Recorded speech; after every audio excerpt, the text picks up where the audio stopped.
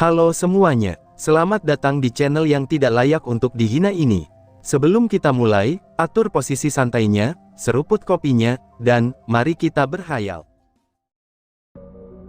Hufha, untung saja kita berhasil kabur, ucap Sukun sambil menghela nafas lega. Saat bayi kecil dan naga kecil mengatakan kalau ada aura yang akrab bergerak cepat menuju mereka, tanpa pikir panjang lagi mereka langsung terbang menjauh dari tempat itu. Tentu saja mereka juga mengetahui, kalau sebenarnya mereka semua belumlah selamat. Jadi naga kecil berencana untuk merobek ruang, dan pergi dari alam api dengan segera. Naga kecil yakin kalau roh api pasti akan bekerja sama dengan orang yang mengejar mereka, jadi dia tanpa menunggu apapun segera merobek ruang di depan mereka ini. Cepat, ucap Lin Guang dengan cemas. Berhenti, kembalilah ke sini, teriak Bai Wutian yang melihat robekan ruang yang ada di depannya. Di belakangnya ada itu Feng Er dan Lin Niao yang mengikutinya, dan tentu saja roh api dengan santai mengikuti juga dari belakang mereka. Saudaraku, apakah bisa? Tanya Bai kecil. Ayo masuk, ucap naga kecil. Bagus, ucap Bai kecil. Segera, mereka semua masuk ke dalam robekan ruang itu, dan naga kecil yang terakhir masuk. Dia berdiri di depan robekan ruang itu, dan tersenyum mengejek ke arah Bai Wutian dan yang lainnya, ini sebelum dia menutup ruang itu kembali. Ejekan naga kecil membuat Lin Feng Er dan Lin Niao sangat marah, bahkan mereka berdua berniat untuk merobek-robek semua berandalan itu saat mendapatkannya. Kakak, apa yang harus kita lakukan? Tanya Lin Niao yang masih marah.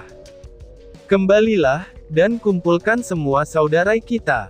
Jangan lupa panggil Dewi Elf, karena dia pasti akan menemukan cara untuk melacak semua berandalan itu. Jawab Feng Er dengan penuh emosi.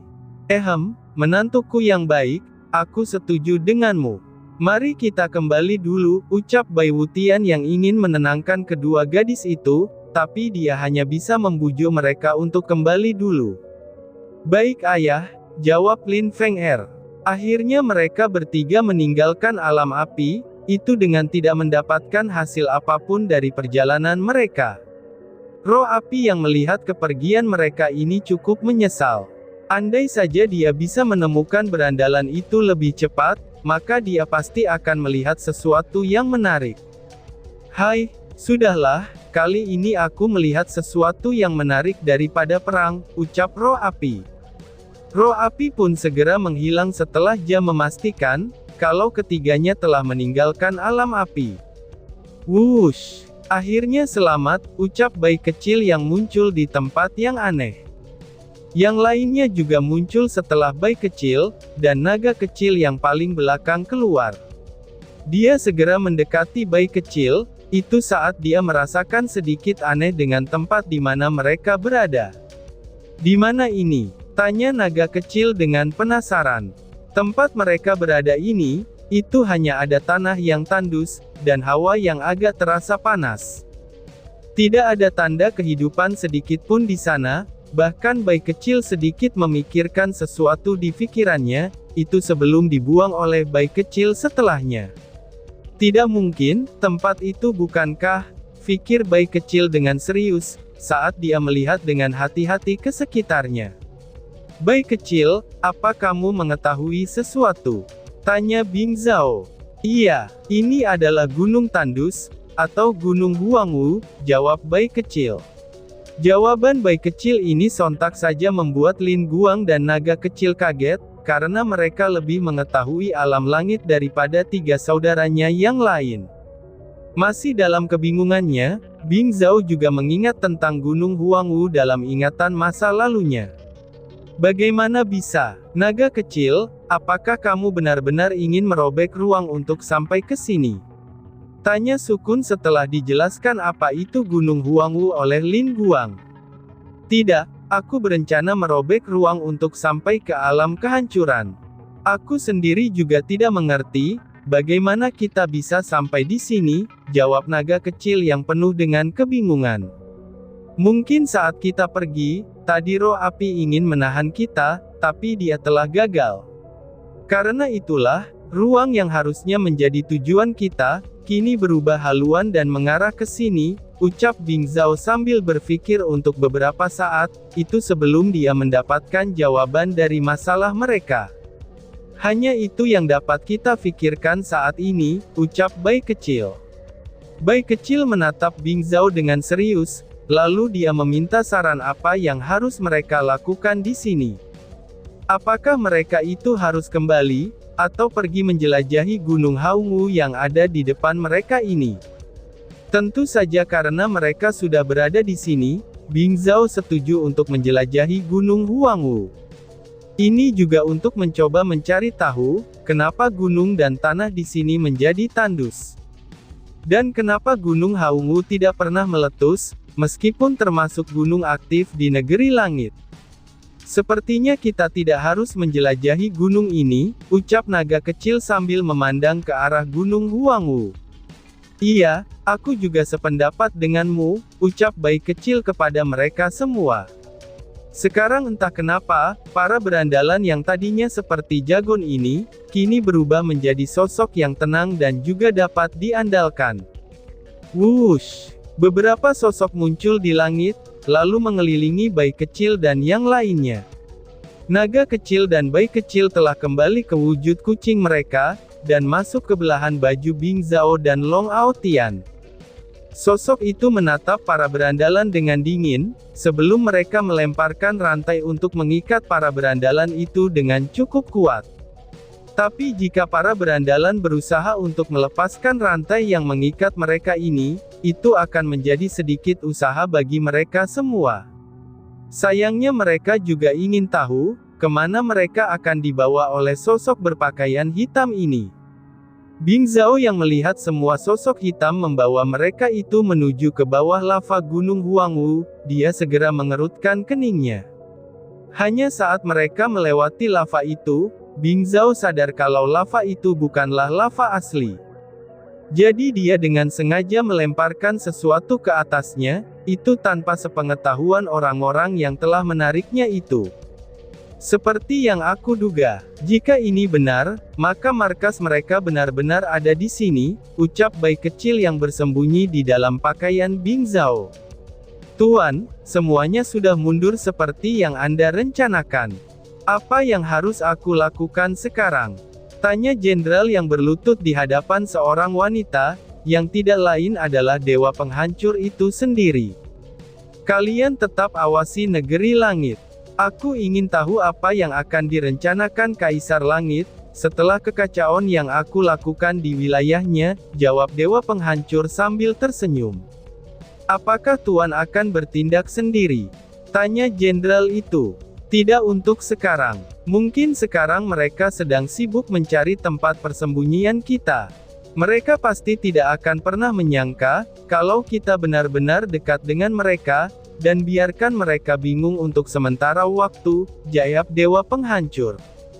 Dewa penghancur tersenyum saat memikirkan bagaimana bingungnya Lin Tian dan yang lainnya, saat mereka mencari tahu posisi tempat persembunyiannya ini.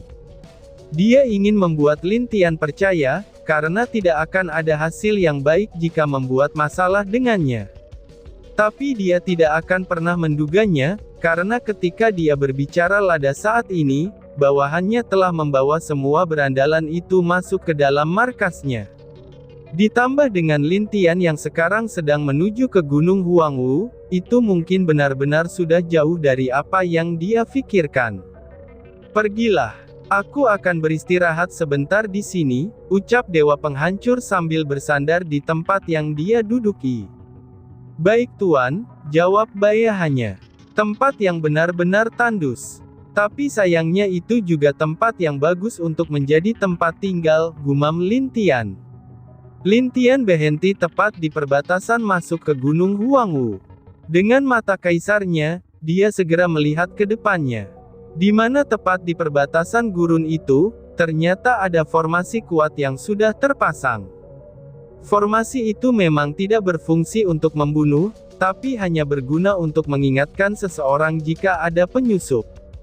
Tapi menurut Lin Tian ini benar-benar formasi yang bagus. Karena tanpa mata kaisarnya, itu tidak akan mungkin baginya untuk melihat formasi yang ada di sana. Dan sudah pasti dia akan ketahuan saat menginjakan kakinya ke atas gurun itu. HRM, bukankah sebelumnya kalian sudah membuat kekacauan di alam langitku? Sekarang akan aku tunjukkan, apa itu kekacauan yang sebenarnya, ucap Lin Tian sambil tersenyum saat melihat gunung besar di depannya itu. Tiba-tiba saha Lin Tian memanggil armor kaisar dan tombak kaisarnya, dan senyuman tampak di wajah Lin Tian, itu sebelum dia terbang masuk dengan cepat ke arah gunung Huangwu. Wush! Di sini, mendengus. Lin Tian sampai di atas lava gunung itu, tapi pandangannya tiba-tiba saja menjadi aneh, itu saat dia melihat sebuah bola kecil berwarna biru tergeletak di gunung itu. Saat dia mengambil bola biru itu, sebuah pesan muncul di atas bola kecil tersebut. Bola itu adalah benda yang dilemparkan oleh Bing Zhao secara diam-diam, itu ketika di saat dia dan yang lainnya ditangkap. Saat Lin Tian membaca pesan Bing Zhao, entah kenapa dia tidak bisa tertawa atau menangis. Lin Tian tidak pernah menyangka, kalau semua berandalan itu akan lari sampai ke sini. Padahal dia sudah memberitahu Bai Wutian di mana posisi berandalan ini, tapi sayangnya mereka benar-benar masih dapat kabur dengan mudah, meskipun Lin Feng Er ikut bersama Bai Wutian. Mereka benar-benar suka membuat masalah. Bahkan mereka berpura-pura ditangkap hanya untuk bersenang-senang, dasar bodoh, ucap Lin Tian sambil menghela nafas. Tetapi ini benar-benar menarik. Ternyata lava di bawah hanya sebuah formasi, yang menutupi kota bawah tanah yang sangat besar dan megah, gumam Lin Tian. Lin Tian mengangkat tombaknya, lalu energi emas perlahan-lahan naik ke langit, dan berubah menjadi naga emas yang sangat besar. Naga emas itu memandang ke arah bawah lava, dan tampaknya dia seperti mengerti dengan niat Lin Tian. Mengaung. Suara raungan naga itu membuat seluruh tanah tandus bergetar, bahkan semua pasukan dewa penghancur yang berada di bawahnya kaget dengan raungan itu. Mereka dengan cemas melihat ke atas, dan melihat seorang pria dengan naga yang amat besar di langit, yang saat ini sedang memandang ke bawah lava dengan tatapan dingin. Itu tidak mungkin bukan? Apakah pria ini mengetahui tempat kami bersembunyi? Tanya salah satu bawahan dewa penghancur saat melihat Lin Tian yang tiba-tiba saja tersenyum.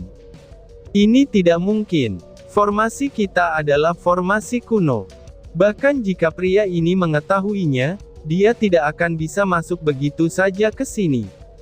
Apalagi jika ingin menghancurkannya, itu bahkan lebih tidak mungkin lagi, teriak yang lain. Mereka semua tidak percaya, kalau Lin Tian dapat menghancurkan pembatas formasi kuno yang dibuat oleh tuan mereka.